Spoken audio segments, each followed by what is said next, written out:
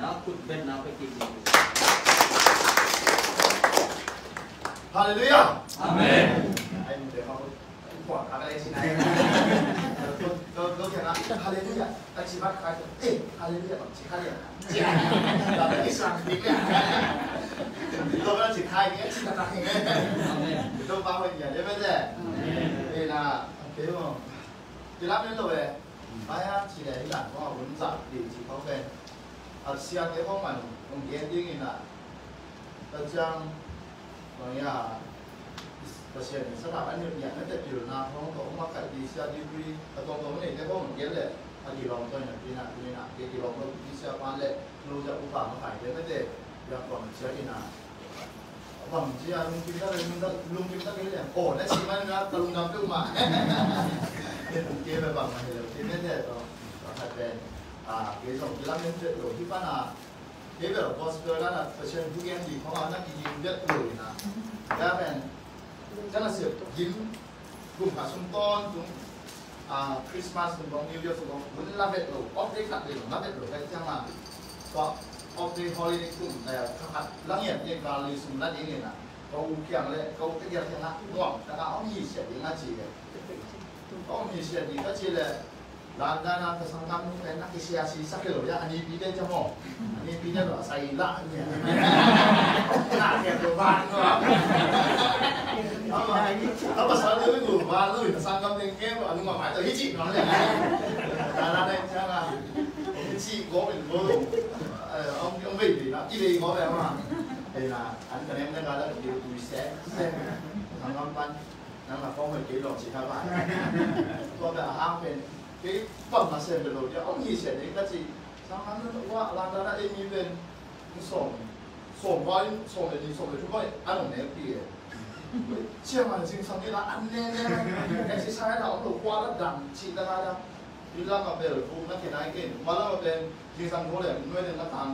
càng gì cái bọn mai phòng làm gì vậy qua đằng chị ta ra nó là cô làm cái bài để thả đà rồi này là cái bài nó không đủ những số thì ông chỉ sang ăn thế đi đó ăn thế cái sai phải lâu chắc là chỉ khả năng là bằng lối chắc là bằng cái này chỉ thì đấy và có thế nên bây giờ tao chỉ thì nó hay từ bên đây là để dùng cái xe là còn chỉ là ông muốn cái gì mà nó hay như nào để mình để tụi mình coi rồi là mà dùng cái đàn mà thì mất rồi để mình để cái xe thì thì bên con cái bằng rồi nhưng mà để yêu nào cũng cái tiền thế nào cũng cái bằng rồi ớt cái sáng năm qua tôi dùng câu nào dùng ăn cái bằng nhau chơi rồi các bạn thế nào cái bằng rồi cái trang câu cái đàn là câu ba bên đó mà tán đi cái bằng sang qua bằng thế thì to ta đủ để sạc kẹt to đủ để sạc kẹt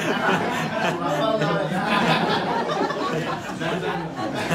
cái là một cái bằng rồi đấy cái là cái gì chuyện đấy này bao nhiêu chịu bắp món bao nhiêu lâu không xuống bên xuống là rồi cái gì là sạc lọc nha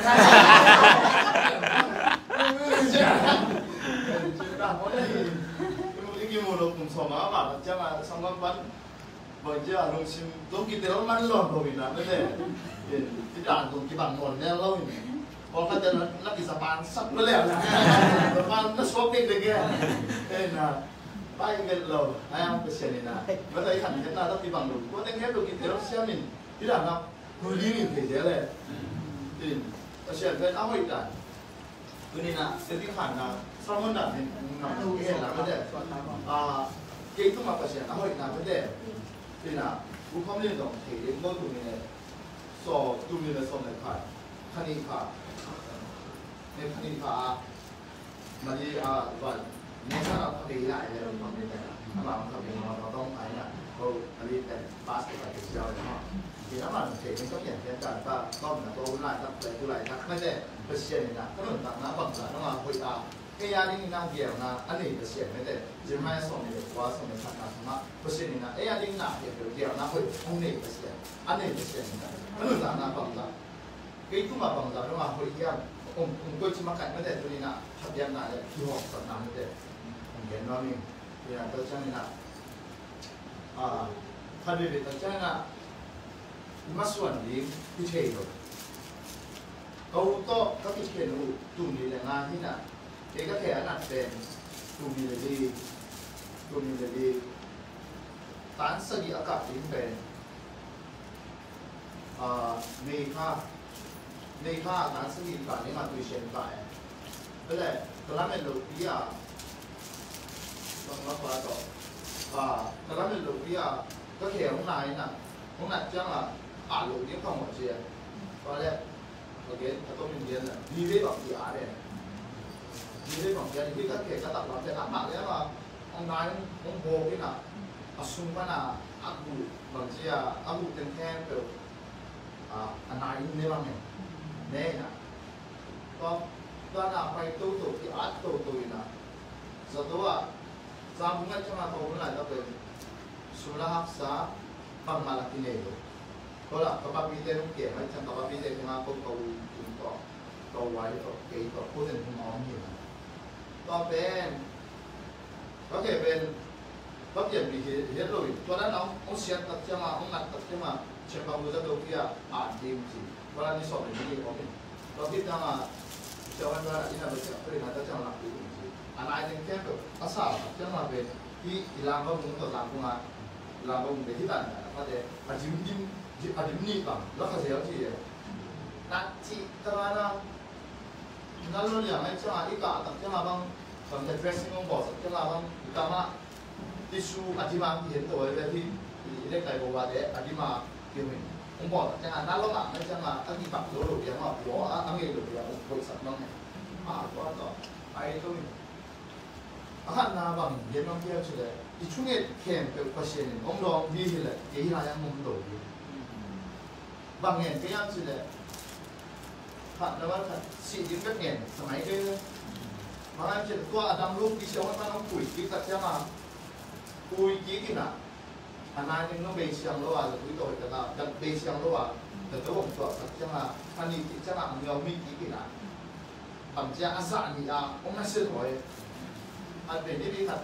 เดี๋ยวนั้นที่ผมอยากไปเชื่อมันนู่นน่ะซาดิสรูกับจังละเชื่อมันนู่นน่ะนี่น้อยเจ๊บลาสักนิดเสร็จแล้วที่ปากส่วนนั้นดีไม่ได้เราทำมาเป็นเสียงแล้วต้องสอนแทนที่ปากส่วนนั้นดีที่สุดว่าเสร็จแล้วที่สมัยนั้นนี่น้อยบลาสักนิดด้วยแหละที่ต้องรัดตัวเองผู้ช่วยอย่างนี้ขนาดก็ปวดหัวเป็นโอเคที่เราแค่ชิบไปจังละที่กำลังอันที่ตั้งเดียบวยนี่เนาะที่เป็นสีกายแล้วก็เห็นกันแล้วยังจีบกันติ่งเนี่ยกาเลยเป็นทั้งอะไรที่น่ะตอนทั้งอะไรต้องกะรู้ก่อนที่อะไรตามโคมที่เป็นที่ยังที่เราต้องรู้ก็สิลำสิ่งของมันเราก็จะหาตัวทั้งกะตัวเองส่วนทั้งหลายตัวเด็กที่ต้องกินกับบ้านก็รู้สิมาเป็นก็แค่กินตันที่จีบเป็นกินตันที่ก็จะมาลานาลายดีกว่าลุงสิมาปังหวังหน่อยที่อยู่กับบ้านลุงสิมาปังหวังหน่อยตัวแหละอันนี้ตามจังหวะเดี๋ยวตัวก็ไปข้างหน้าเชวันได้ปังหวังชีสของมันนี่นั่นจะพูดรอที่จังนะเยาวราชจะเรียกว่าไปมุ่งสิ่งใด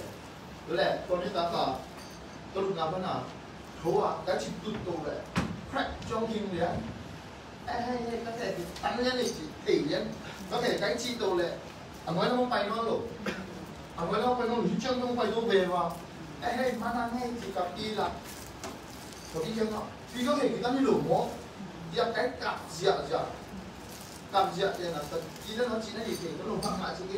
ที่ตั้งมาจีก็เห็นที่นี่หลงมั้งก็เลยจริงก็จังอ่ะโยบาก็รู้ที่ไปน่ะก็มันเดียวเนี่ยนั่นเสร็จแต่ละ operation นั่นเสร็จแต่ละบอลเป็นบอลซึ่งว่าท่านนี้พัฒน์มันก็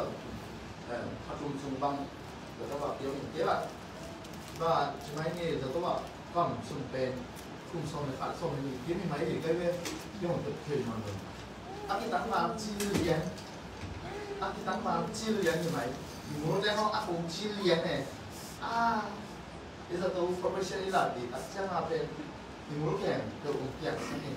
หลูกที่ของเกี่ยวกับอะไร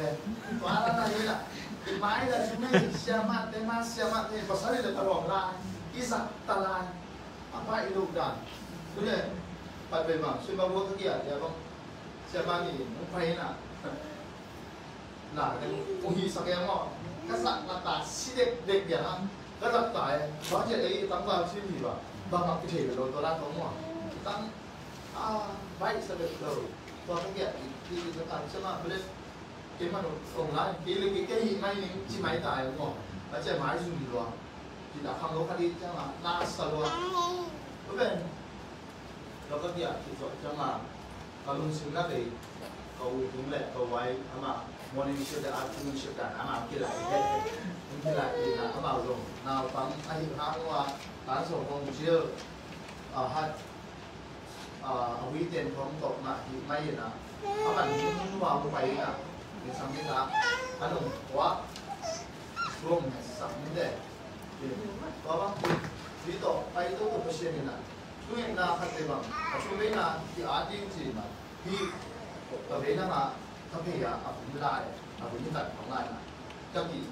abil hindi siya nga di tabi ko na bang umde baก็เป็นการถึงหมดเลยใช่ไหมก็เป็นที่ละมาถึงกับพวกอยู่เชียร์เขาตอนนั้นเขายังอ่ะตอนนั้นพูดเป็นสองแผ่นนะพูดแบบของเตียงให้นักที่จีนให้ต่างพูดอะไรสิ่งนึงก็นุ่นต่างนาเป็นบางมามันในหน่วยเก่งก็เห็นร้ายที่เลยที่นู้นบ้านก็ผมของเลยจังอ่ะซุ่มได้ใบต้องกินเหลวซุ่มได้ใบฉีดให้หลับก็จะดูบางคนอย่างเงี้ยเป็นตูสองอีกมานี่มันเนี่ยว่าเป็นตั้งทัดเป็นกิโลนะก็บุดหินไม่เป็นตัวแรกก็จะดูเนี่ยเนาะตัวนั้นละก็เป็นตัวปฏิสินนสวยที่บางงานก็สังกัดเตะนี่แต่มุกกับปาเตะนี่อามานี่มีฟาลปีอามาส่งสวกตะการบางมาที่เทมันเลยที่ห้างนี่นะเป็นกวนซึ่งว่าจริงที่ห้างนี่นะสังกัดเตะมาสวยที่ครับคุณก่อนจะดูว่าไอ้สินนถึงจะได้ชูเงินไปชูเงินนี่นะถ้าเป็น operation good pay นะว่าเป็นเขาบิดเต็มสิ่งที่มานุ่งหนาละเป็นต่างเขาบิดเป็นแค่ตัวกระถางของมันต่างกับแง่ง่ายกว่าหมายใจรู้ตัวผมหน่อยที่ต้องบิดนั้นต้องมาดูดีเรื่อยๆว่าจุดแรกเลยก็จะต้อง operation จะมาอารุณามายิงล้ำกับเนี่ยตัวตรงกับเรือพาอะไรกันสอนแหล่งยิงบวกกันตัวเท่วายอ๋อเอ้ตัวนี้ถ้าเสียที่ไหนนะห้องรับเลยสิ่งนี้เนี่ยตัวตายเลยอาชีพมาลอยกันตรงเป๊ะตรงสิ่งนั้นไหมบางเลยแต่ที่นี่น่าเป็นบางอย่างตัวป้าที่ก็ที่อาสุมินะเชียววันเต้นนะaku tak tahu, aku tahu sampai hari ni. Messi, aceh itu itu, akhir itu, abarin betul. Pemain sana tamzo, asal ni asal pun mungkin, nahi simpen lah, pun dulu orang tiga dah punya. Macam tu, nak salwa, kalau tak nak, tiba mungkin le. Kau cakap nak sini, kau cakap nak kau masuk kalau sini, no. Kalau nak apa tu, apa ini mai. Macam apa tu bang sisa kau ni sini ni, betul? Messi yang kita tengah ikut tergerak, ini nak dilaya, ini jam, macam apa ini apa? Maka aji dia anak tak boleh nak kita cepat, iba nak untuk isi, tu apa nam ni? View dia dam dama isi ni mai, betul? Asyik sini tu, kawan dua. 你都说什么呀？你说什么？说那个我们这边哎，哎，我们得劲了啊！我给得劲的，是吧？哎，我们弄的劲，那我们这个，我给下，我给劲，我弄我妈妈给劲的这样点，没有的，啊，你这样我给什么？天天都有，哎，我们试一下，对，我比较听我讲嘛。พอฟ้องมาพอจะกระดิกติดใช่ไหมเรียกว่าไปไหมเท่หน่อยเดี๋ยวฟังเป็นยังเสียยังเท่เพราะนั้นนะไอ้ยังล่ะพอเราสอนเราว่านั่นนี่นั่นนี่ใช่ไหมข้างดูกี่เกศเมื่อเกี่ยสิโลกันเกี่ยหมดเสียเสียเลยนะแต่ช่วงนี้นะรองรู้จักแค่สองอาชีพเองตอนนั้นพี่ต่อสิริที่อาร์ตเพราะนั้นนำไปตัวkalau itu na jadi kan nak tuh saling tuh jadi mungkin jangan macam ni tak, macam ni dong lo jangan macam ni lagi ya, tu tahu, guna ke jam tidak nak itu mungkin ก็นั่งหาซื้อนะก็ชิเกียน้องมุนตัดไว้เลยเฮบินาต้องทำให้กินเลยก็มุนสัสดินะอาฉันเองพัดอีทั้งอาทิตย์นี้อาบุพัดกินนะจะตัวแล้วเป็นเรื่องของหินเดของอารมณ์หินเดถ้าเขาอยากกินอะไรมันเดต้องเตี้ยงสังต้องมุนเตี้ยงสังที่อ่ะที่เรื่องอะไรแล้วเนี่ยที่อ่ะเป็นช่วงเงี้ยนี่นะที่น่าตรงจะตัวเลยที่น่ะมีเป็นว่าช่วงเวลาคริสต์มาสก็หมดหลังเทศไปเลยนี่เป็นตาผมกับปีเล่นเป่าไว้เป็นการสิก็ลุกนั่นละจะตัวก็ลุกนั่นละอันบุกที่แบบช่วยเล่นแบบพอตัวนี้กับปลาใช่มากินเช่นปลาที่ปลาจะลุกนั่นตรงดึงขาเอชาลุกนั่นตรงอันแน่ลุยดอนลุกนั่นตรงนาเข้มเดี๋ยวลุยสามดีเวียเวลานักที่อมจิเป็นเช่นนี้นะที่ด้านนักเก็ตก็มาเอาไปนะเฮียที่นี่นะเกี่ยวนะตัวมันอะไรตั้งเขาทุ่งต่อเขาไว้ตัวสั่นแต่ทุ่งเนี่ยกำลังยืดเส้นหยุดเต้นเด็กตาเขาใช้สาวกลับทำไมอยู่ก็พูดคือเลยเขาเป็นแบบนี้นางเทเป็นสุนัขกินเองโอ้ operation หัดไปรู้เลยเต้นสองเต้นความที่อยากเลยเพราะนั่นเองนะเฮ้ยทำนั้นก็ถึงหลุดถึงก่อนนั้นก็ไปเขาไอ้ทำที่ทันทุกเปอร์เซ็นต์ที่เห็นเช่นนักศึกษาที่เก่งเปอร์เซ็นต์นะนี่คันนี้นักเรียนนะอามาคุยกับคนที่สักนี้เฮ้ยนะลุงจะทันยังมีแต่ทันจะพิจารณาที่ลุงทำนะอีกที่ลุงเก่งลุงทำมันจะเปอร์เซ็นต์ลุงจะทำลุงผมไม่สักที่เก่งเท้าใช่ก็เอาไว้กับทุกเนี่ยเขาเสียอีกนะเปอร์เซ็นต์นะทุกเนี่ยได้เลยเพราะว่าถ้าเป็นเบย์เราไม่สับถ้าฉีดนั่นนี่ว่าฉีดดูดีจีมอไม่ฉีดโอ้แต่ดูดีจีมอัพจีมอยังไงต่างฉีดนั่นนี่มาไม่ใช่หรอกเราจะเปอร์เซ็นต์ยังไงเปอร์เซ็นต์เด็กทุกเนี่ยนี่นะอะตอมนะตัวนี้ตามทุกเนี่ยเราอะเปอร์เซ็นต์ช่วงไงเราไม่ตัวนี้เลยตัวนี้ละตัวสัญญาเนี่ยนะเขาตัวเดียวนะจะมาหน้าตัวสัตว์แต่จังเลยนะเปอร์เซ็นต์ช่วงนี้เราร้องนะตัวนี้เนี่ยแบบจังนะเขาอุไว้เปอร์เซ็นต์ลานด้านหน้าเป็นเรื่องของอย่างตัวสัตว์เปอร์เซ็นต์นะผมแค่ไปตัวนี้นะช่วงนี้นะเรื่องร้องนะที่ยุ่งมาดีสุดไปดูเส้นเดียวเปอร์เซ็นต์ต่างกันตอนเริ่มทำแต่ตัวว่าเราดูสุดที่นักความสุดเป็นอันสักกี่เดียวนะอันว่าพอตัวนี้จะกลับออกที่เราเพราะเช่นนั้นในลำดับเสียช้างหนุ่มขาคุณตัวนั้นจะตรงเดียวก็ไหลวันนั้นเป็นสัตว์ตัวเลยปีนี้โมเดลเช่นต่อที่ไหนเทปีนั้นก็ผมต้นจะตันตัวกะตัวที่บ้านกี่ปีมาอันนั้นซาเป็นก็เหตุเป็นเจ้าหน้าที่ตัวประมาอักขุ่มทำที่กระบอกใช่ไหมห้องเจ้าหน้าที่ตัวที่ได้ใช่ไหมก็เหตุก็จะมีต้องเจ้าหน้าที่ต่อกาที่ไปเจ้าหน้ากลุ่มอักขุ่มบางน้ำที่เหตุเจ้าหน้าที่ขาดเลี้ยงไปได้ลุงกันตรงไปข้างหน้าห้องยี่ของอันนั้นไปเพลงเขาจะเสียหัวเลยที่ได้เป็นถังขนาดไอ้เจ้าที่ก็ถูกตัวฟอกตู่ว่าไม่เนี่ยที่ได้เป็นความสูงลงไก่เกะว่าเจ้าเนี่ยถ้าเกะเนี่ยถังขนาดไม่เจ้าหน้าตัวเนี้ย10단수학단 거의 또 이지를 못 구하면 4단 못 구하 이게 수업 수업은 TV 납 TV에 또นี่แหละมาคือไปกับก็เราไม่ใช่ก่อนเจ้าหน้าที่รับคำผมตัวรับคำนี้มาสักตัวไปน่ะเรียนว่าดูนาชานาเรื่องเราปั้นสรุปอย่างตัวเป็นอาร์ตคำก็เห็นเขาถูกใช่ไหมเกี่ยงสรุปอย่างนี้เพราะฉะนั้นที่เราเป็นพันเนี่ยไก่ที่เราเป็นที่คุณสักที่เกี่ยงของหลังเจ็บสักแห่งแนวจีแต่การแนวของเสียงส่วนนี้อามุลของสาวเสียงเลยบางอย่างว่าอาชีพคุณจะไปด้วยใช่ไหมบางที่ดับแนวบางก็ใช่ไหมที่จีเจจะสาวที่ไหนใช่ไหมที่เก็บเพลงของที่ดับตรงนั้นก็ตัดตั้งหลักเพลงของเลยว่าก็เก็บที่มันก็ว่าไปตัวไม่เนี่ยก็เช่นนี้นะว่าพวกกองมาช่วงนี้มันที่อาบแบบไหนเพราะว่าเป็นถ้าเช่นนั้นเดี๋ยวเราจะประเสริฐไม่ที่ไหนตัดรออะไรตัดสุ cuma kita itu bang, tu padang bed itu kita lagi cium, nanti kap yung tu nih, ini, macam apa kau itu, janganใจเท่าตรงเลยสักนะใจเท่ากับกองต้องมาไปเกมใจเท่ากับไปแล้วแต่พอดีน่ะอีเกมใช่ไหมนี่อันนี้มีแล้วสรุปจะมาขัดเดือดจะน่าที่สังกัดเดี๋ยวตรงนี้นะจะมาองค์นี้มุนองค์ตายกับมีเดี๋ยวองค์หินตาสังกัดเดี๋ยวอามาดูอามันมุนองค์นอนเลยจะมานั่นจะมาโอ้ยอะไรบ้างทำอะไรไม่รู้แต่นั่นแหละก็เป็นตัวนี้น่ะอันรูปประดับก็ต่างกันก็ผูกกับเท่ๆทูงที่เขาแม่คุยกันว่าเป็นพระรองนะก็แม่คุยสโลว์นั่นแหละไอ้เจ้ามันตอนนั้นผมก็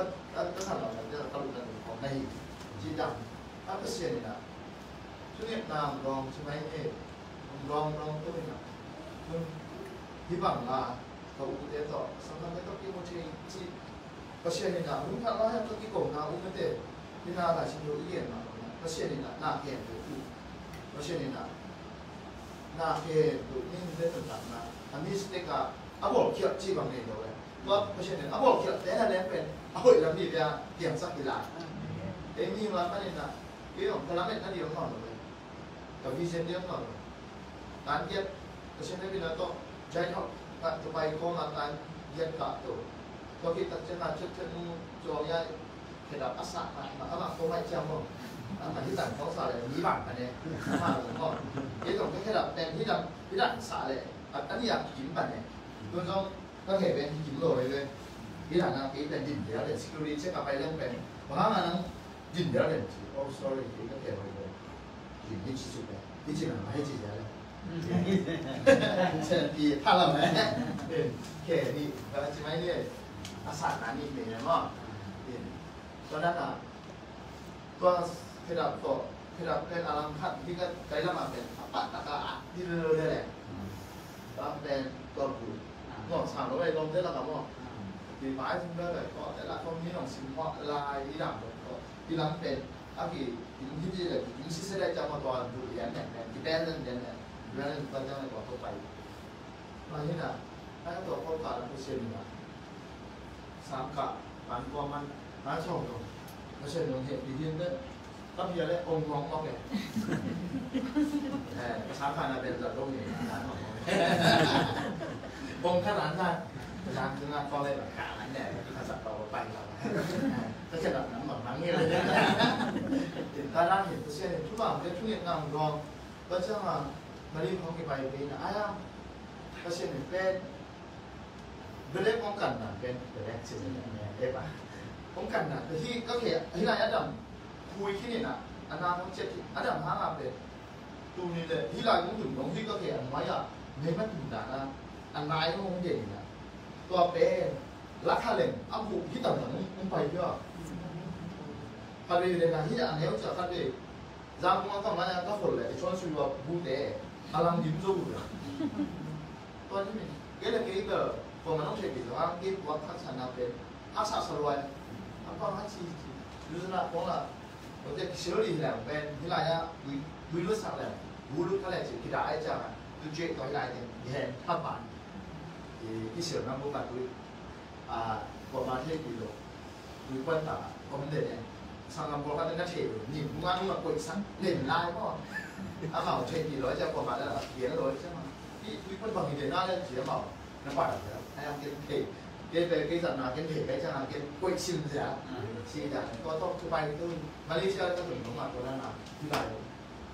เอากลุ่มทัดชีแบบเขาท่านนี้ทัดเหตุจีดันนั่นแหละอาคาสุนไล่สาม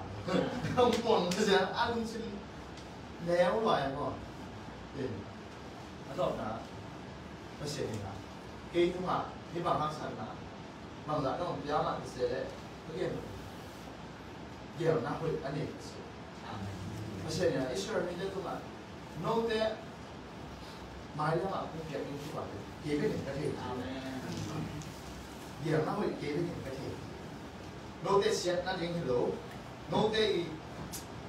น้ำหมายมันไม่ได้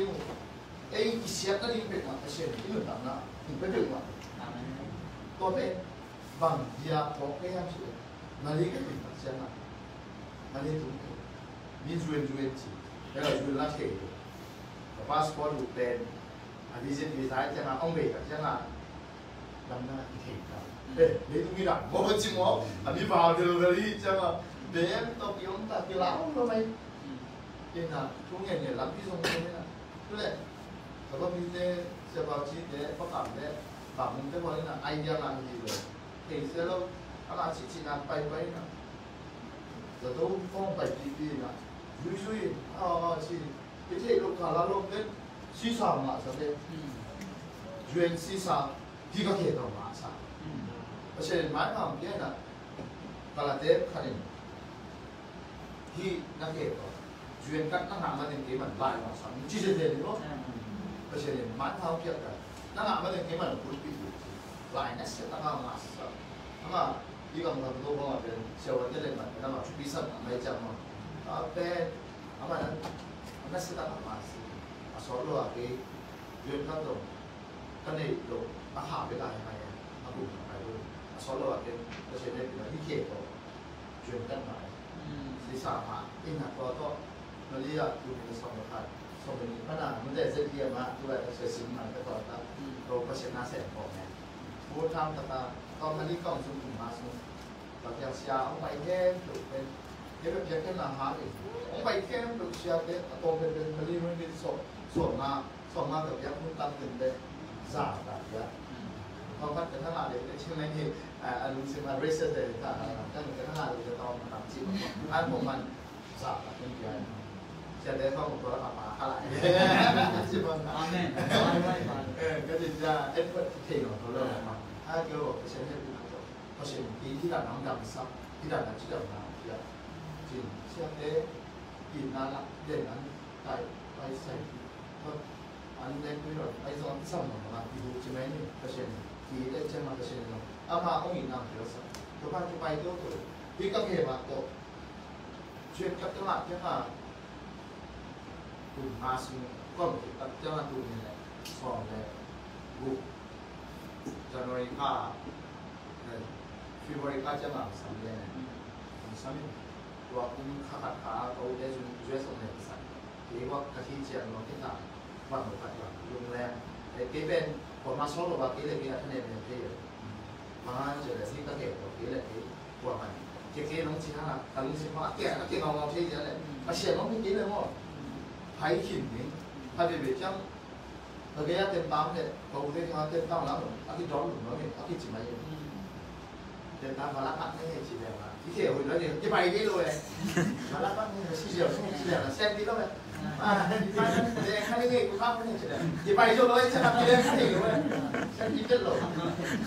kể hồi rồi và xem thế vì nào đi nữa cái thằng lùn nó mạnh chứ mấy gì để tôi làm cái gì cả tôi mắt cái xe này là tôi là son rồi rồi cái chân là xì xà làm đẹp như một sắm cái bài hôm cũng chỉ trong mà ồ chỉ mấy làm đẹp như chỉ nó cái điểm mà để sao nắng nó lùn bằng nó tôi cái suy là cụ là tấm lầm nó sẽ vui lo và thầy sai thì nó làm một cuộn chia sẻ họ xì cái nào thì hội tên bạc hiểu làm như vậy có trong cái duyệt là cái duyệt sinh hoạt được cái gì nhưng mà cũng chưa lớn mà đi xe là cái chìm tạm cái này là ô nó hiện ra bằng màu nghe với đấy chị cái này cái xe này thì là có xì của cung đi xe mà pha cùng khải xuống mong đi xe mà pha trăm đèn thì cái xe này thì là có mà đi công mà đi ở bay có xì đèn khá lên chỉ là mình có ba mà đi ở phía dưới đảo sáng này nó công xuống nó cầu những dòng sầu là cũng mong họ cái sầu mình cho mà thành cái của bà xong đấy ông trả nó thì hảo là sao đây nó lại bóng lên chân là nó lại bá mái nhà thi ruộng rồi hay là cái gì là cái chuyện này cái gì mà nó chọn là thế rồi cô bá tội anh em làm tàu anh chỉ được rồi không bao giờ phong là sĩ quan của phụ trùng đấy rồi rồi bó nó cái đấy bao lâu bó sĩ cái cho phụ nó xảy ra cái nhận rồi chứ đấy sắm hạt chỉ để tống nó chứ bó sĩ cái vấn đề rồi đi có bạn đây rồi toàn là anh em không biết chả là nó mà đi ở vùng kia tại vì thế nên tôi là chỉ là tôi xong lắm lắm nhưng mà ẩm lại à cua US 係基本嘅嗱好啱嘅啦，而擺啲心嚟如果 US 放咁樣放啲嘅，ถ้าเราดูแล้วที่สัมผัสที่มันดีจังอาจจะเพราะว่าเซนดีที่เราที่จังเอาคนมาคิดเลยที่ที่เราได้สุนดูดีดูเอาไม่ค่อยนะเอาสุนก็สักที่สุนดูนะเก่งสิเสร็จเนี่ยก็ผ่านนะพอใช่จ้ะแล้วลุงกินซ้ำมาแบบเดี๋ยวเราสมมติเราเช่นนี้นะเพราะว่าเราเนี่ยน้องเราก็公文度เป็นcái tourist là năng bay sát được nhà là năng bay sát thật là chết sao nó sao nó xe là nó mà nó feel và cho nó luồn nó ăn tăng luôn mà rồi cho nên như là nó thu nghe tại cái lòng thế có biết thế người ta không à lòng không biết thế là làm gì gặp giặc thì nó hào lúc nào hôm nay lúc hàng mấy à xung quanh cái này là ăn mà chắc chỉ hào đi sao đấy hào được mà chứ người ta thì nhưng mà này là xem để nó để cho là để cùng giải cái tuổi của cái cảm ơn quả xem ý chìm thế là đang khai chỉ ta phát hiện là chụp ảnh để chỉ hiện có khá sản năng những cái độ nắm được rõ giống như là phát hiện chụp ảnh Malaysia cũng nó phát hiện cái bên Malaysia hát sa thì cái nguồn số luôn bảo làm chuyện đấy nó sẽ cú lo phát hiện rồi na sáng xe đã hình sẽ sao cái sáng xe đã sẽ là em bên cạnh vấn đề gì vậy đấy này ta cho họ hạt chừng này ai à súng không lùi được đấy đến bây giờ bỏ bị ban là sáng bữa nào còn mà em lại cái là xung quanh phát hiện thì nóต้องมาที่ปั๊มrồi nguồn thì sao đấyมันออชิก็สุดเลยนะสกีรังไปจังอ่ะมึงมาที่ชาติเขาเรียกมาใช่ไหมกลุ่มที่หูนะต้องไปเชียงใช่ไหมจังอ่ะที่จีนมึงกล่อมยังมาแต่ตัวก็หนักตัวก็มาจากถูกหัวร้ายเนี่ยตัวก็มาได้ทำเพลงเนี่ยยินสับยิงไปยินสับเนี่ยก็คนไรดีอ่ะก็ไปกันสับเลยอันนี้เหมือนเราสรุปจะสรุปของไงดูครับขนาดนั้นก็เราเป็นกลุ่มวิปัสสนาดูนะก็เราเป็นกลุ่มเลยครับสถานของเห็นยินสับเป็นเนี่ยยังเนี่ยมันได้กินอะไรอาเบยิตาตอนนี้การกินเช้าเอ๊ะดิวันไปกับโจ้หรือใช่ไหมเนี่ยตอนนั้นไอ้อาไม่ได้เป็นเปอร์เซ็นต์ทุกอย่างที่ไอ้ตอนนั้นเชียร์ที่ไม่ใช่หลุดตัวที่เฉยไม่รู้มั้งก็คือเด็กที่หลุดตั้งโปรแกรมได้เปอร์เซ็นต์พอพี่อาลงสั่งก็จะมาเปอร์เซ็นต์เมื่อปีนะอันนี้ก็ป้าก็ต้องลุ้นนวดแล้วก็สั่งเขาลุ้นก็ลงนุ่มนวดเขามาเขาอีกเป็นเลยแต่เอาไว้ก็lồng kim sạc đi luôn tóm lại sự kiện chắc thì các cha này nắp phí mạng đó coi là các bạn không ạ anh ấy mà na sạc nặng mà có chuyện đúng ạ chúng mình các nghề chú các nghề chỉ đã đập ra đi hay là như nào nó là như là cái hệ bị là cái chuyện như chỉ là cái hệ bị nhái là nó không phải đi chuyện có chuyện là tôi mắt tôi vì các hệ tôi oxy không sạc cái bài tí mà mi là cái đồng mi dùng cái bằng số rồi đồng cái lung tung ta bắt mấy kỳ hệ bài cái cassette bắt tôi có phim mà Osia walking cùng thân cùng đi cái tắt là cái gì cái lồng mang bao là cái gì mà nhá cái tập nhá cái gì này nó biểu nó cái này rồi bài tôi tụi có xem chú bảo giá chú nghe nghe có xem là xóa rồi cùng đi cùng không biết chứ mà khi cái là sẽ cùng gì đây khi cô thằng ăn rồi cô biểu nó này rồi cô bên là nắm rồi cô factory đi đấy mà warehousing chỉ có factory chỉ có delivery Uber Eats chỉ không có qua đấy ai không có chuyện này lo mới làm mà được rồi ya tôi chắc là cái rồi cái này chúng ta Australia các nước trong cái lô mạng này chắc là nghĩ là nó đồng rồi còn thế các tuần gì như là chúng mình là sẽ nạp tài là pay đi anh chị không có tiền pay slip anh chị không cần mà ông kể cho cái là sao bạn này đấy chỉ là pay slip chỉ cần mà anh ra đấy rồi và về nó bảo khá sừng nạn nhiều còn đây tôi là cái đồng thời cùng chúng ông gì cho mà về cái mắt xoay thì cái đồ cái cho màตัดเป็นทุกเนี่ยทุกบางทีเนี่ยที่ออสเตรเลียด้วยชินานั้นถึงกันเลยแค่นี้นะนั่นเสร็จหมดอย่างเงี้ยจุดต้องให้สุดๆใช่ไหมบางเลยบาสมอมบาสไอ้ยี่แหละทรัพย์พอดีจีเป็นคนส่วนแล้วจะต้องเก็บไว้ตายจะต้องเก็บไว้เช้าไปเรื่องละเซนฟิโลก็จะหนาหนึ่งสัปดาห์นะจะเก็บไว้ก็เก็บกันเอาบุญลงตรงที่เก็บเพลงของเราไว้จำเนาะยาเดียวนั่นตรงคือเพราะว่าดังไว้จะไปเด็ดตรงที่ดังนะที่จีบอย่างนั้นที่เก็บเพลงเราจำที่จีบอย่างนั้นดัง พอเด็กวัดแบบอ่ะคนจะตายเลยพอเด็กก็จะมันหายนั่นแหละมาจะไหนที่รับอันนั้นเรียบร้อยเลยจะบอกที่รับที่ตัวนั้นไม่เยอะดูใหญ่ล็อกปากเกลี่ยนักเสียงเกลี่ยดีร้านม่วงเจ็บลงไหมมาที่นั่นไม่ใช่เนี่ยถ้าชิ้นนั้นอยู่เทเลยชุ่มแง่เนี่ยมาเลยอะมันเลยกระจกเต้นกันมาเย็นขึ้นบ้านโซนนี้นะเสร็จตอนนั้นมั่งที่สามย่างไลเซนมั่งได้ที่สามย่างผู้ใดได้ชาร์heavy license เนาะตัวอย่างมามาตรงที่เรียกบอกติดมาตัวนั้นเนี่ยที่ว่าที่ผมจิตจะมาเป็นตัวกับพับสัญญาณไม่ไกลนะตัวก็มันใช่ไหมตัวนั้นเนี่ยเกี่ยที่หักสลายแล้วจะได้มาไล่ปัจจุบันนั่นเองรู้ใช่ไหมมาไล่มากางเตะบีเวก็how are you are you good you okay นั่นสิเรื่องอะไรนะอันนี้ใช่ไหมจะดูดีกว่านะอันจีจานนั่นมันก็เฮ้โอเค good ที่ก็อันนี้ไปตัวเรียนเนี่ยมันจะมั้งใช่เด็กก็ลุงยากกับที่เราเรียนกับพี่นี่บ้างทักษะสโลก็จะมีไว้ตักพี่เกี่ยนี่ก็พอเป็นแค่จะสั่งตัวที่เดียวสั่งตัวที่ร้านตั้งโน่นผัดเร็วตาย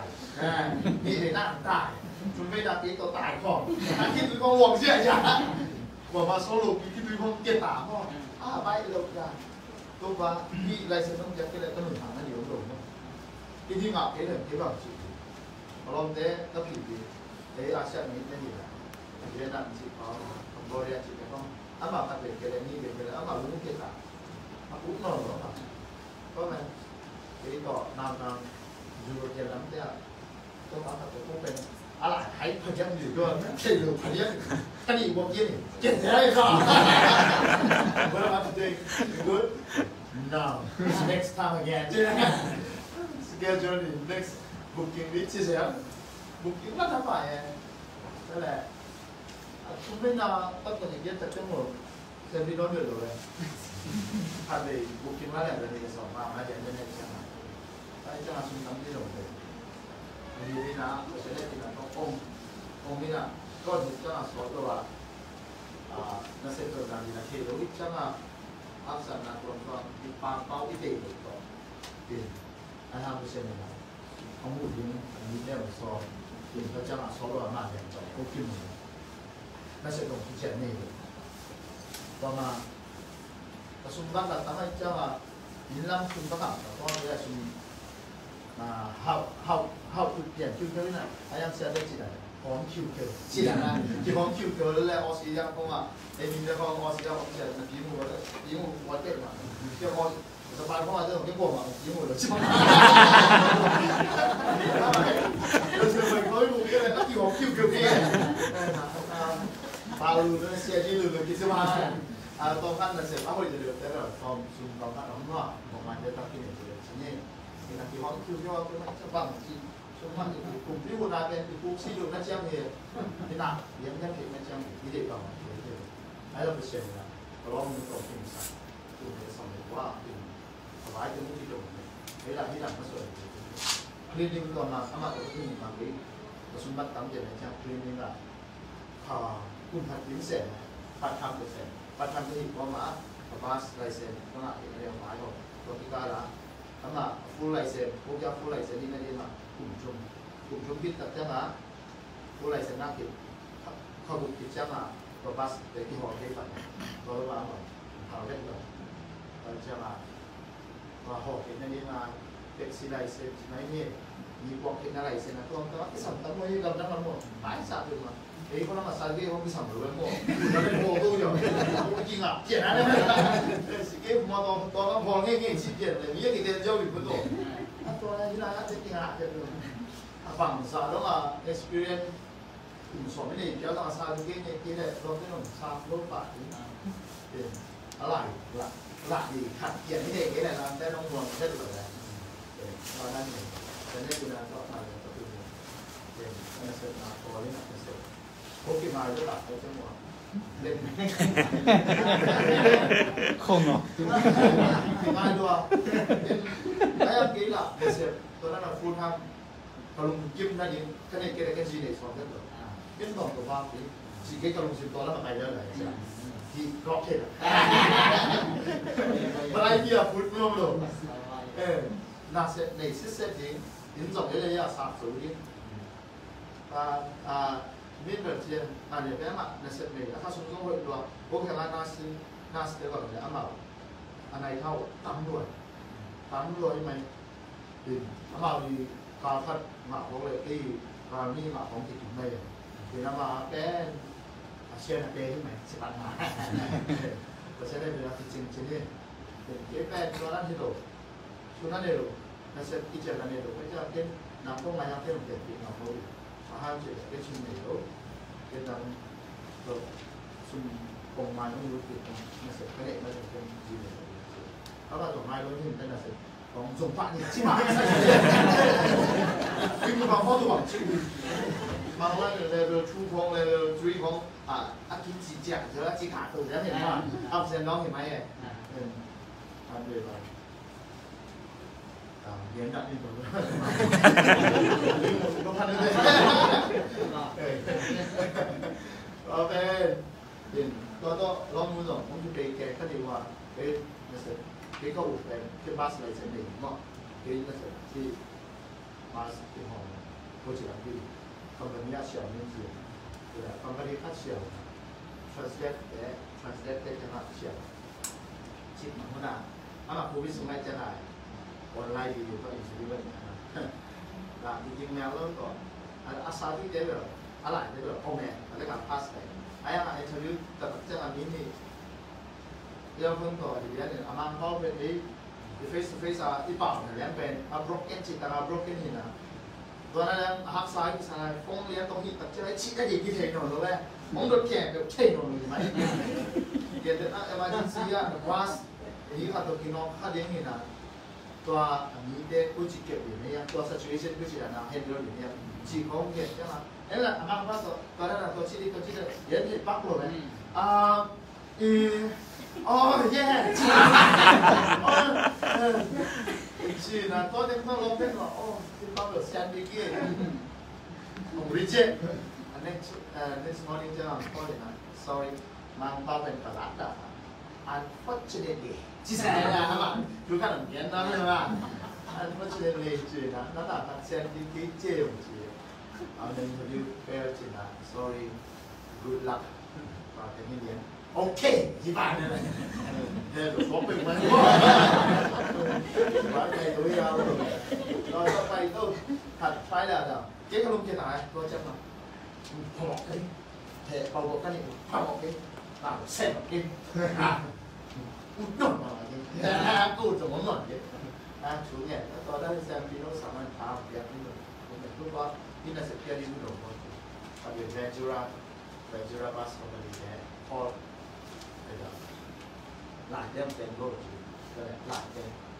next day หมายตอนเจ้าเราอินเทอร์วิวของฉันเนี่ยว่าอันนี้ว่าอินเทอร์วิวน่ะอันนี้ว่า experience เนี่ยถึงใกล้จะมาสิ่งมาแล้วเอ็น working job interview บอกเอ็นอันนี้เลยอาจารย์เรียกว่าไอ้ตรงนี้จะมาวิเคราะห์หนักแค่เดียวแต่เมื่อเราพูดถึงจะมาบอกเสียเลยไปเดี๋ยวหน้าแค่ตัวพิชิตตัวพูดถ้าจะมา job interview มึงไปจริงมั้งไปปะยังเปลี่ยนคิวเป็นไงได้เปลี่ยนมาที่ไหนไอ้เรื่องเท่านั้นคือเป็นคิวหัวมีชีพแบบนี้กำนั้นมาเป็นไปได้เลยคิวหัวเงียบเลยอาชีพอีเทคเนี่ยเลยก่อนชิบงนี้อีกยูนี่จีได้จะมาไปอีแล้วเปลี่ยนไปด้วยนะไอ้ยังรู้ใช่ไหมเลยใหญ่อีเทคเลยจังเขาเอาอยู่แล้วอีเทคเลยที่บอกเขาว่ามันนี่บอกผม说好我包那那边那种不打我们那安家就我就在同学讲啊几万个钱几百万咁啊OK 先你包了这样就办包就办包了包单嘅อันนี้เป่าชัวร์พอได้จังอ่ะเป่าฮะเขาบอกเดี๋ยวที่เลยว่าฉีดยิงจิตายิงอะไรแล้วมาไฮสคูลมันคอลเลจแล้วมันเขาบอกเป็นออซีด้านอ่ะเป่ามันเท่เขาบอกถึงสอนฟังอะไรเสียไม่เชื่อมันทำมาเนี่ยเป็นหนาเป็นอีซี่รอย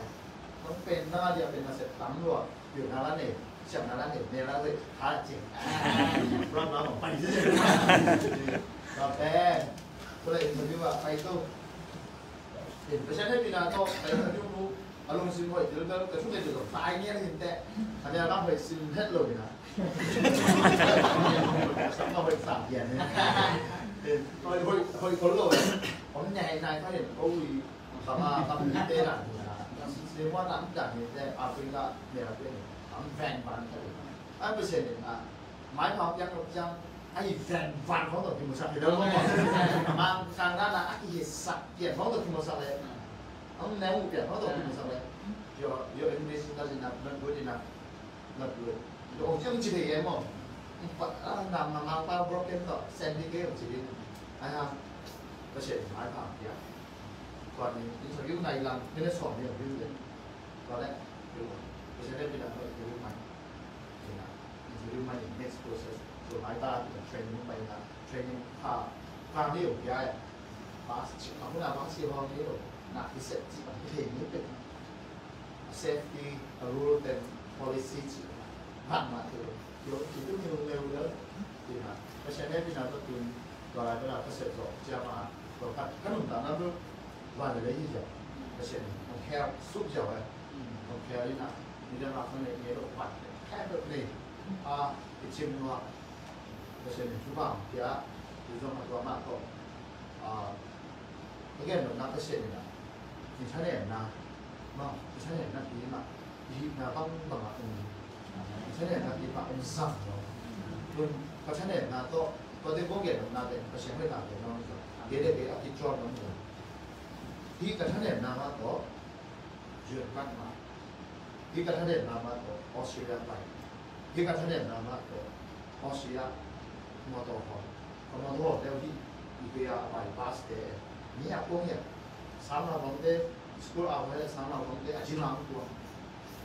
các đồng tạm là các thầy đặt nóng một thể để mà không còn làm lâu đượcแบบนี้ถ้าผู้เชี่ยวชาญที่กับท่านเนี่ยนามะเดียร์ในงานชุดผ้าอ่างเกษรที่กับท่านเนี่ยนามะผู้เชี่ยวชาญที่มุ่งตามในงานทำมันชุดผ้านักการนักที่ดูเต้ามีน้ำหนักที่ดูตรงเหตุสมนั่นจีเป็นเกียร์ในงานมาหรือเปล่าmun kalaya kau dia tu tak nak itu buat dia nak undang nak itu. Baca apa pasien nak, oh ni lama baca apa dia lah, nana selok apa baca apa pasien ni, karena kadang bukan ciri baca apa pasien ni, nas siapa ada dia. Amin. Okey, pasien dia mai kita, kita mau di mana lagi kita. Ani, dia orang buang lagi kita. Apa tu? Air cipir, tebal aja. Di dalam dua lama ber, tu aja kan, dua lama. Anak tu baik je, tebal ber, di cipir. Cipir. Kamu dah nanti tu. Bapak ber, putak mak, kasar mak ada mana? Saya nak apa? Pasal ni, orang pilih mau, orang pilih nak. Vào thì tôi đừng các sản phẩm nào có thể các sản phẩm nào tốt là sẽ các sản phẩm nào tốt tôi đừng tạo làm cái sản phẩm cái đi hội lắm thì bên nào thì ông ghé sản phẩm nào các sản phẩm chưa mà có thể có là tham lên với bạn phải cứu độ nó sẽ mang được gì ông ghé ông phải giải quyết các cái sản phẩm bằng giải quyết đấy luôn đâu hẳn phải làm gì cái quên theo rồi gì phải làm cái chuyện chứ mà côก็เหมือนกับว่าเด็กท่านเองก็จะสอบมาก็ลุงก็ถามว่าเช่นยาดีนี่นะที่ลุงก็เล่าวิเคราะห์หรือว่านี่นะโอ้ลุงกับร้านน่ะไอ้ชิโน่นี่เจ้าว่าไอ้ชิโน่นี่จะต้องที่ตรงกับลุงก็เทียบเทียบทำบอกว่าอะไรจะกับอาการเกี่ยวนะเทียบเทียบพาลุงได้มาเนี่ยนะภาษาเสียมากับขาคุณขาลุงแรงขาapa hal yang kepada dia yang kami bahagia kiri undang tua lah kita kita saya bahagia tua lah kesan kau teh itu kau tidak ada yang bahagia kiri bisa kasihan kemudian bapak yang apa kita yang saya来 why bahagia cik itu mesti mau ayam mesti kalau temper bahagia cik quay sự kiện được đấy rồi là như thế này tập chậm là cứ như thế rồi và sẽ cái đúng năm nào khi đối tượng bỏ sạch như thế rồi là như số mắc có cái số mắc giống như thế rồi lại tập chỉ đi xem cái phối đồ đi sunzat in phong lo om khol lo mai thei na de ayam na tua hasan na kum di hasan na kum sin na suna pasien na sim lo ta lo sa lo tua suma bang sin sang yang se pasien ama to hat chu hat kum tangที่บุ้งของเห็นยังไงเช่นที่ช่วงนี้ก็จะก็เช่นนี้อามาก็อยู่เช่นนั้นยังไงรับว่าเก็บน้ำที่อามาก็อยู่เช่นนั้นก็เช่นรับว่าสังเกตก็จะหน้าเห็นแต่บางคนชอบตู้ปะนั่งลงกี่ทีเป็นน้าห้างอาเซียนกิโลไปน้าห้างนี่นะวังมาอาเซียนกิโลไปเห็นที่กินยังแค่สองน้าเห็นตัวบางคนชอบปะชุดเด็กปะก็เช่นอาหินนะก็เช่นคนเดียวสักเป็นวันนี้นะเรื่องนั้นที่พอที่สุดนะก็พวกเราปวดจุดก็นี่แค่เดี๋ยวพักสัตว์นะอันนี้หลงไม่แต่ประเชียนนะตัวพักสัตว์นะสุดละชิ้นหนึ่งสัตว์ต้องเห็นสัตว์ร้องสิ่งสัตว์หมดแรงทำมาเพื่อหนาเลยไม่แต่นี่ขัดอีกนักเที่ยวนะเกี่ยงนั้นมีคะแนนมีเลยครับลุงแก้มีขัดช้าเมื่อกี้เทศนาดีนี่ละนี่ขัดอีกนักเที่ยวนะประเชียนเพื่อหนามีเลยน้องสอบที่ไหนจะเป็นอย่างนี้จิตวิญญาณเย็นน้อยHaleluya. Bahina uyong pasienเป็นหอยละหมาดใช่ไหมไม่ละมาสองหอยลายดิก็จะpasienตรงทุกครั้งเกณฑ์คือขณะที่นั่งมาขณะโซลมอตอก็ติดมาหมดบางทียังเจอ4x4เรนจ์เอ็นเต็มว่าที่เด่นเป็นนี่ที่ที่อะไรนี่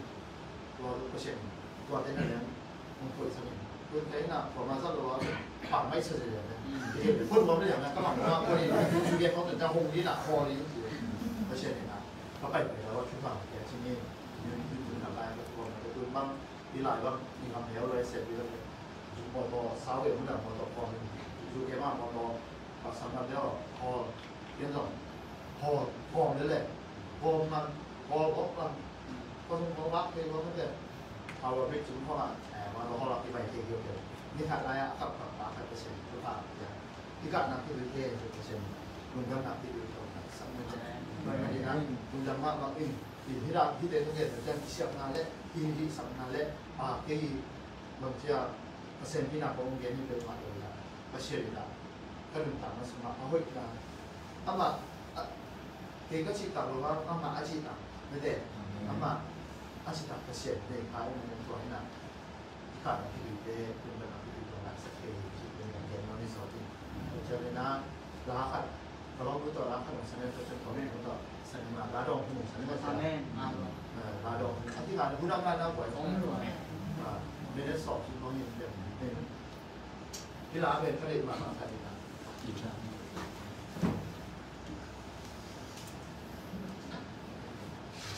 ี่ร้านเป็นผลิต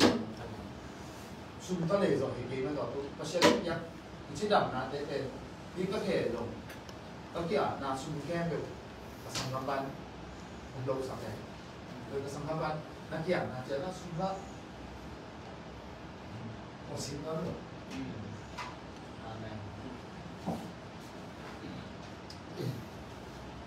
ประเทศนี้อะไรเหตุนั้นก็จุดมาเสียลุงดำตัวสังเกตสุดเลยว่าแล้วจุดมาเสียเสียคนหน้าเกี่ยดีจริงด้วยนี่นะตัวละแบบนี้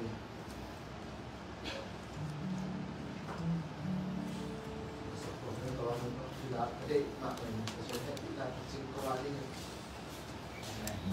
เดี๋ยวเริ่มบอกนะเดี๋ยวเริ่มนี่นะ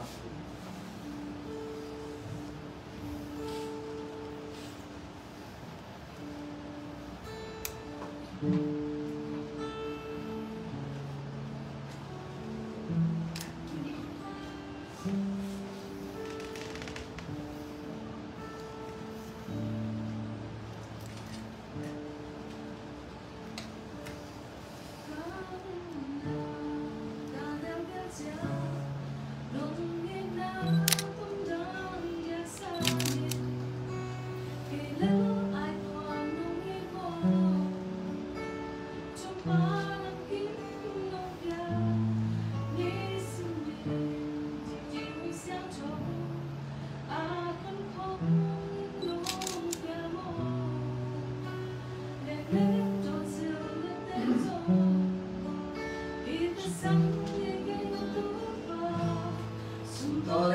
hi na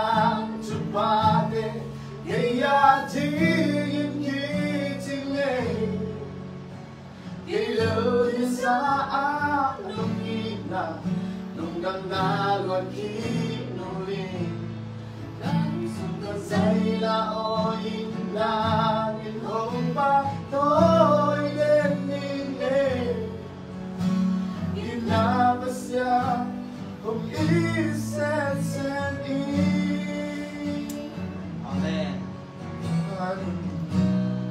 Kaya siya nung inatundan niya sa akin kailan ay tuwang nung ito nasupat ang tinongya ni Sinin Tidin mo'y santo at magkong inongya mo Yan beto silet kenzo Di na sang ngiging pa Sunto lay so higay na tumate Kaya di ikitinye Kailan isaan nung imo Nung damdalan kinuling Ganun suming say laoy Namin humpa to'y yenite Inabasya kung isensen Namo na sinaksan hangin Sa ngozo sa akin Kaya ipagdulong tanga ko na Nung honsa mo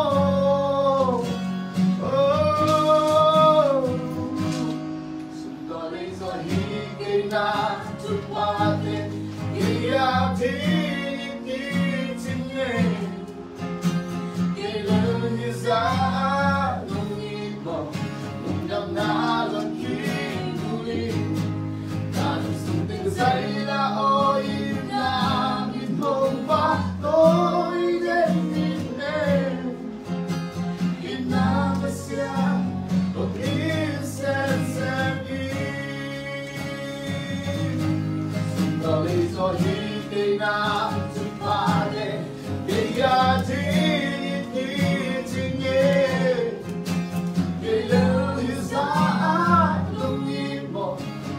Nalon kinuling Kanang suntin ko sa ilaoy Namin mong patoy Denine Inabasya Kung isensenin Amen. Amen. Có đặc biệt là xem các con nó có xem các bạn đầu áp dụng sò và cái này ngon này là những cái rồi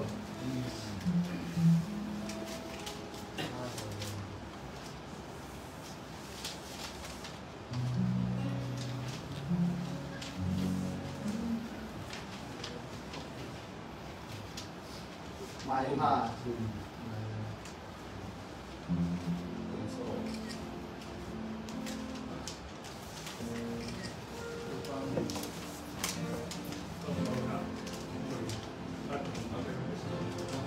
Amen. Have you not known what feeling Isang ang beautiful minam me Asya manong don feeling Isang asya so minam me Mide mula ang sa talsing lo Kailan kong patunsan Kalu sa tao niyo kahay nung dimesa Kahoy manong kolpile Isarap ito minampi kome Kahoy manong kolpile Isarap ito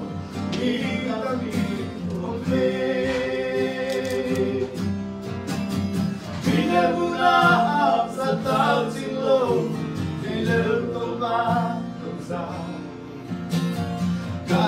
trao điểm cả hai đông điểm để xa không hề vì đã của tôi nữa ragu bên bên của tôi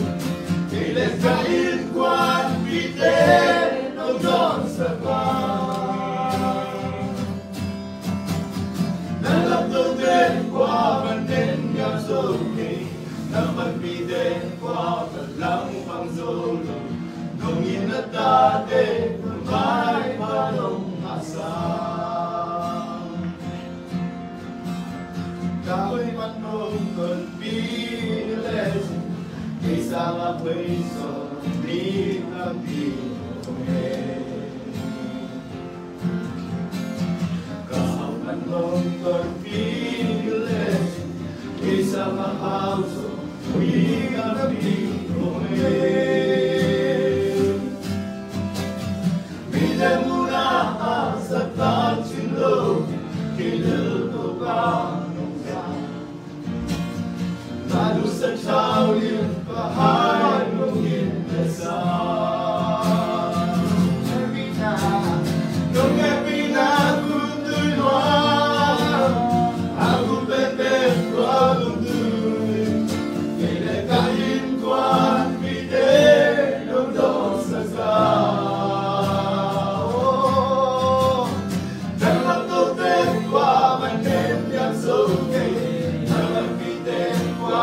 lắm bằng solo nung hinata de mai padong asa no happy na kutuy loa aku ben ben kwa buntuy ile kain kwan pide nung non saga dalam tobe kwa manen yang so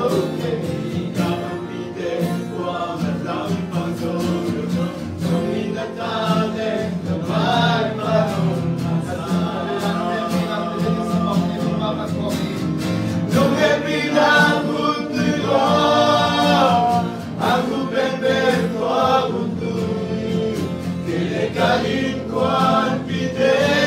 không non sang ra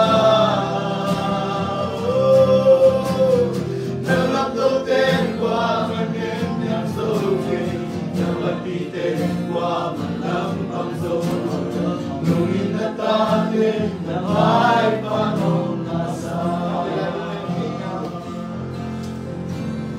nung happy na butoy loa akong pepen tua buntuy ile kain kwan pide nung sa ka lalap do te kwa maneng yang so lapan pide kwa malam malo nung hinata de mai palong asa nung happy lang buntuy luang akong pepe tua buntuy kailan kain kwang ite nung non sa nalapto te kwa maling yang soki napagpite kwa malang pasolo lungit na tate ay panong asa. Jadi nak sampai sungai kali sebab dia yang pun komputer, dia kan betul kali nak nak ada komputer. Jadi nak ada simptom tu macam macam nak kau. Dia sebab saat nak ada lain nak, tu dia sebenarnya simptom lain. Tu macam bilang tu yang balik. Amen. Cái này thì những người không có đi lên được cầu vốn tao nhiều leo không kiện là đi về cầu giống cái này thì người ta làm hết được cầu không phải là chỉ làm nào kiện sân lý cái người ta đã không có xe này là tôi nói ama phải là tôi có xe mình ama phải là tôi qua mình ama hết khi nào cũng đừng đồn sân lý tôi đi là y tế Kamu tak tahu, dasar aku kecil ni nak. Pasien di zaman dulu tak nak tahu sen hadir ni. Mungkin ada sekolah itu, saya nak sekolah itu, tuan dan tuan sebelum, tuan itu sebelum. Kalau tak dah sana te, ini kalau macam mungkin ada di ini. Saya nak tuan yang bersama hasad lah semua untuk itu bahawa itu ni. Tuan itu pakai langkah di kau ni. Ada ini kita tiap kau ni. Ada sungai kau ni. Oh, haleluya, haleluya. Untuk bangun, yang kita buat itu semua. Bila saya bersama dengan kawan, mau asal ada sendiri. Aduh, dia bawa itu semua. Bawa nama. Bawa nama.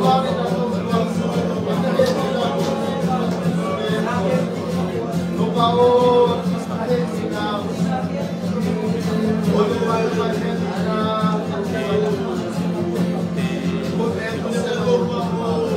Dia kai satu.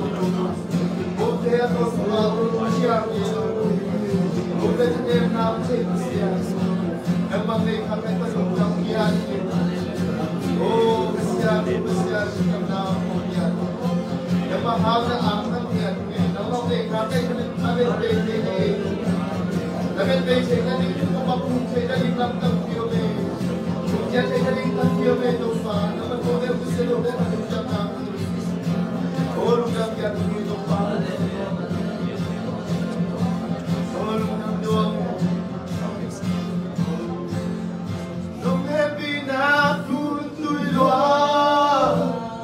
Aku perpetua butui Ile kain kuan pite Nong seka Dalam tote kwa manin ya zoge Namang pite kwa manlang pangzoge Nungin na tate Namay panong asa Dong happy na gutui Akung pepe tua gutui Ele kain kwan pite Rondo sakwa Dalam tote kwa manen yang zoe Naman pite kwa manang pangzoe Nungin na tate na may panong asa.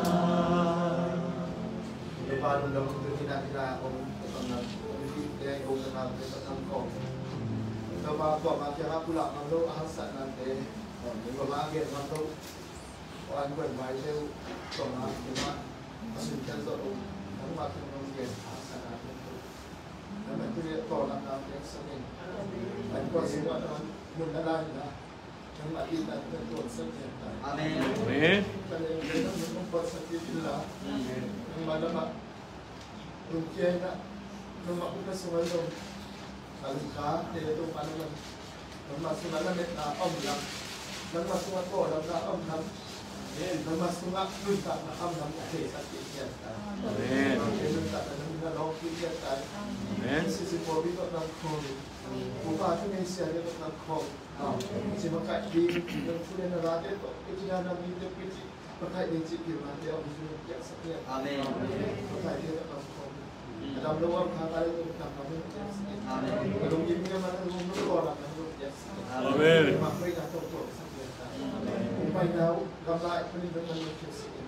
Pakai gambar saya dalam bangsa kaya. Amin. Dan macam tu paham dengan biasa. Apa yang terjadi waktu ini dalam setiap perasaan yang kamu tahu ada sebuah nama mungkin mai kamu yang oh alam lepas itu mai kamu dapat nama apa sebenarnya yang waktu tidak beda misalnya apa tidak misalnya waktu itu kamu waktu dengan kamu Amin.